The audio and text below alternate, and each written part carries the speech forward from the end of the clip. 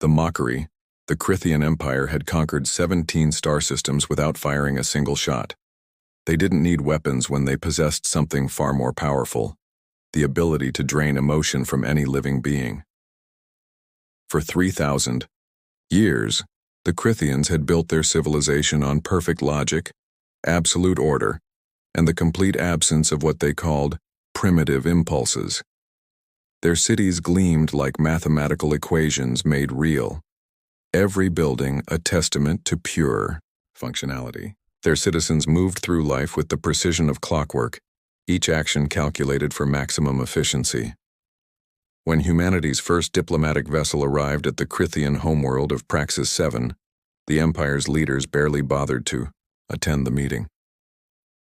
Humans were just another young species, barely 2 centuries into space travel, clutching their crude fusion drives and babbling about friendship among the stars. The Crithian High Council sent Ambassador Zelith, their most junior diplomat, to handle what they assumed would be a brief formality before humanity accepted subjugation or faced emotional nullification. Zelith stood in the reception hall, his crystalline form refracting light into perfect geometric patterns. His species had evolved beyond the need for facial expressions millions of years ago. The humans who entered looked absurdly animated by comparison, their faces constantly shifting, their bodies swaying slightly even when standing still, their voices rising and falling in unnecessary modulations. The lead human diplomat, a woman named Sarah Chen, actually smiled as she approached. Zelith calculated 17 different inefficiencies in that simple gesture alone. "Ambassador Zelith, it's an honor to meet you," Sarah said, extending her hand in that peculiar human custom of physical contact. Zelith touched her fingers briefly, his sensors immediately detecting the chaotic storm of chemicals and electrical impulses that humans called emotions. How they functioned with such internal disorder was a mystery the Crithians had never bothered to solve. "Administrator Chen," Zelith responded in perfectly modulated tones. "The Crithian Empire acknowledges your species. You may present your tribute." Sarah's smile flickered but didn't disappear. "We prefer to think of it as a cultural exchange. We've brought gifts that represent the best of human achievement." The humans presented their offerings. There were samples of their technology, primitive but showing potential. Examples of their mathematics, elementary but correct. Specimens of their biology, fragile but adaptable. Zelith cataloged each item with minimal interest until Sarah activated the final presentation. "This," she said with unmistakable pride, "is our greatest gift to the galaxy, our music." The speakers came alive with sound. First, a gentle piano melody that seemed to dance through the air. Then voices joined in harmony, followed by strings that wept and soared. It was Beethoven's Ninth Symphony, the Ode to Joy performed by 1,000 humans from 100 different nations. The music filled the reception hall, bouncing off the crystalline walls, seeming to make the very air vibrate with meaning. Zelith quote-s reaction was immediate and decisive. He extended a thin appendage and shut off the speakers with a sharp gesture. The silence that followed felt like a physical weight. "You consider this random noise to be an achievement?" Zelith's voice carried what humans might have recognized as contempt if Crithians were capable of such things. "You have taken sound waves, a simple physical phenomenon, and corrupted them with emotional contamination. This is not art. This is chaos." Sarah stepped forward, her diplomatic training struggling against very human indignation. "Music is how we express what words cannot say. It's how we share joy, process grief, celebrate life. All inefficiencies we eliminated eons ago," Zelith interrupted. "The Crithian Empire creates true art. Observe." He activated a harmonic crystal, and the room filled with mathematically perfect frequencies. Each tone was precisely calibrated to create optimal acoustic patterns. The sound was flawless, pure, and completely devoid of anything resembling feeling. It was like listening to the universe's tax returns being filed. "This is perfection," Zelith stated. "Your music is merely evidence of your species' failure to evolve beyond emotional primitiveness. The Empire offers you a choice. Submit to emotional nullification and join us in perfect order, or remain in your chaotic state and be quarantined from civilized space. Sarah's team exchanged glances. They had prepared for many possible first contact scenarios, but being told their entire cultural heritage was worthless hadn't been on the list. "We need time to consider your offer," Sarah said carefully. "Inefficient," Zalith responded, "but expected from your species. You have one rotation of your planet. The Empire's patience is not infinite." The humans left, and Zalith filed his report, with barely a second thought. Just another primitive species clinging to their disorders. The Empire had seen thousands like them. They all either submitted or isolated themselves eventually. He didn't notice the small data pad one of the humans had accidentally left behind, still broadcasting its contents on an open frequency.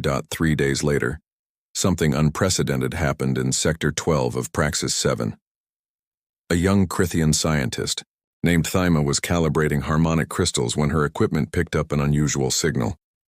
It was the forgotten data pad still transmitting. Standard protocol demanded she eliminate the interference immediately, but something made her pause. The pattern was so irregular, so utterly unlike anything in Crithian experience, that her scientific curiosity overrode her conditioning. She isolated the signal and let it play through her private speakers. It was something humans called blues, a man with a rough voice singing about loss while an instrument called a guitar seemed to cry alongside him. Thyma's crystalline form remained perfectly still, but inside, something impossible was happening. The emotional dampeners that had been installed at her creation began to resonate with the music, creating harmonics they were never designed to produce. For the first time in 3,000 years, a Crithian felt something. Thyma immediately shut off the signal and ran a full diagnostic. All her systems were functioning normally, yet she could still sense an echo of whatever the music had triggered. It was terrifying, it was inefficient, it was wonderful. She looked around her laboratory, the same perfectly ordered space she had worked in for 70 cycles, and for the first time it seemed empty rather than efficient.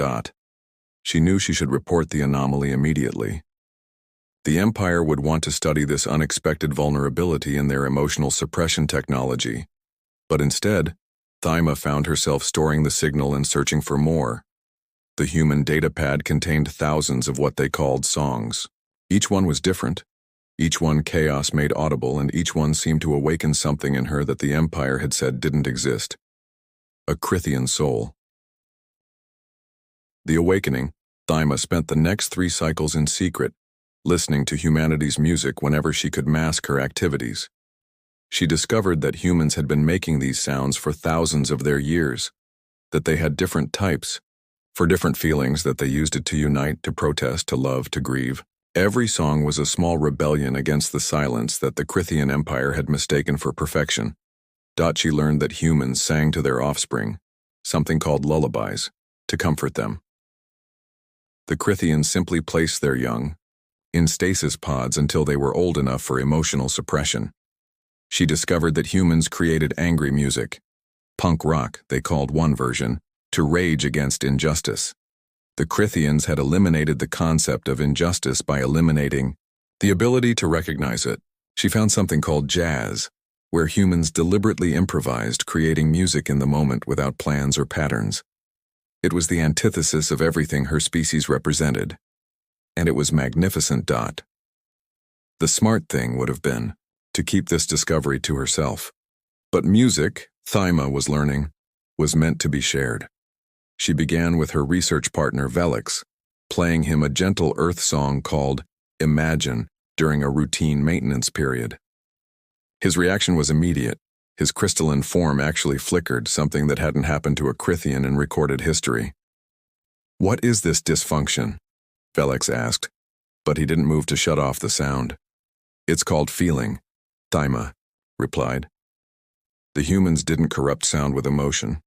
They discovered that sound could carry emotion across space, across species, across any barrier the universe could create. Within 10 cycles, Thyma's discovery had spread through the scientific district.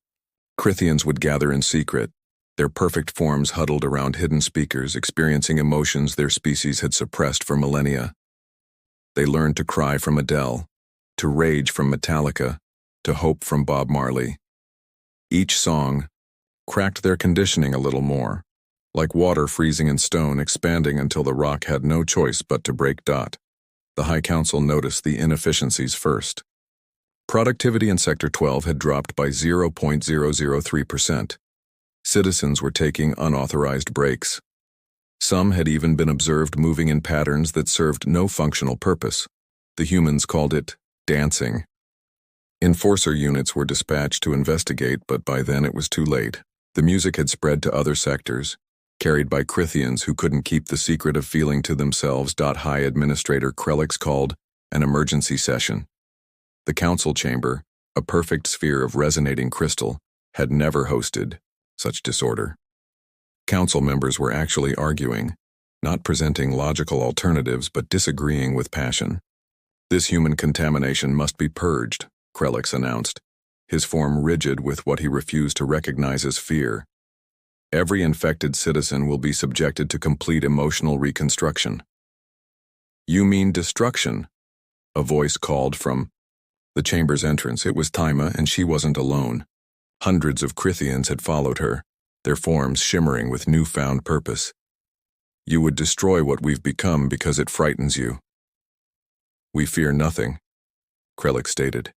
We are above such primitiveness. Taima activated a speaker she had brought. The council chamber filled with a human composition, Beethoven's Fifth Symphony. Those 4 notes, fate knocking at the door, the humans said. But to the Crethians, it was the sound of their awakening becoming unstoppable. Then why are you trying so hard to stop us? Taima asked. Could it be that perfect order isn't perfection at all, but just fear crystallized into policy? The enforcer units moved to arrest her, but something extraordinary happened. The infected Crithians began to sing. They had no vocal cords designed for it, so they used their harmonic crystals. But instead of perfect mathematical frequencies, they created something new. They took a human protest song, We Shall Overcome, and made it their own, their crystalline bodies resonating with determination that had been sleeping for 3,000 years. The enforcers stopped. Their emotional dampeners, faced with hundreds of their own species expressing pure feeling, began to fail. One by one, they lowered their suppression fields. The song spread through the chamber, through the building, through the entire capital city. Every Crithian who heard it felt their conditioning crack. Their souls emerged from millennia of hibernation. Krelix watched his perfect empire transform in a matter of moments. Citizens embraced, a gesture they had never known they needed. Some laughed, a sound that had never existed in their language. Others wept for all the cycles they had lived without truly living. The harmonic crystals throughout the city began resonating with the music, amplifying it, carrying it to every corner of Praxis 7. Stop this, Krelix commanded, but his voice carried something it never had before, desperation. He was feeling too, fighting it with every algorithm in his being. But losing. Taima approached him, extending her hand in that human gesture Sarah Chen had offered to Zelith. We don't have to stop it. We can join it. The humans were never our enemy. They were trying to share the one thing that makes existence worthwhile, the ability to feel it. The resistance continued for days. Some Crithians, too attached to their ordered existence, fled to the outer colonies, but most embraced the change. They discovered that emotion didn't make them weaker but stronger. A soldier who fought for love fought harder than one who fought from programming. A scientist who felt wonder made greater discoveries than one who simply processed data. A civilization that could laugh together could also face the darkness together. When Sarah Chen returned with the human diplomatic team, she found a transformed world. The perfect geometric cities now had parks where Crithians gathered to share music. The sterile halls echoed with conversation that wandered and meandered without purpose except connection, and in the great chamber where Zelith had dismissed humanity's gift, a massive concert was underway. Taima stood on the stage, her crystalline form shimmering with excitement. Ambassador Chen, she announced, her voice carrying through speakers. Across the planet, The Crithian Empire formally requests to join humanity's cultural exchange program. We have much to learn about this thing you call feeling. Sarah smiled. And this time, every Crithian in the room understood what that meant. The first lesson, she said, is that music isn't just sound. It's the universe's way of reminding us that we're alive. The concert resumed, but now it wasn't just human music filling the air. The Crithians had begun composing their own songs, blending their mathematical precision with newfound emotion. It was unlike anything the galaxy had heard. Perfectly ordered. Chaos, logical passion, calculated joy. It was the sound of a species discovering their soul. Within a year, the transformation had spread throughout Crithian space. Their empire, built on the suppression of feeling, became a federation built on its expression. They kept their advanced technology, their logical thinking, their precision, but they added something more: heart. Other species who had feared the cold efficiency of the Crithians now found them to be passionate allies, bringing both wisdom and wonder to the galactic community. And in schools throughout human space, children learned a new lesson. Sometimes the greatest weapon against oppression isn't a gun or a ship or even an idea. Sometimes it's just a song, carried on radio waves across the void, waiting for someone who's forgotten how to feel to remember that they're alive. The universe had always been vast, cold, and silent. But after humanity shared their music, it became something more. It became home.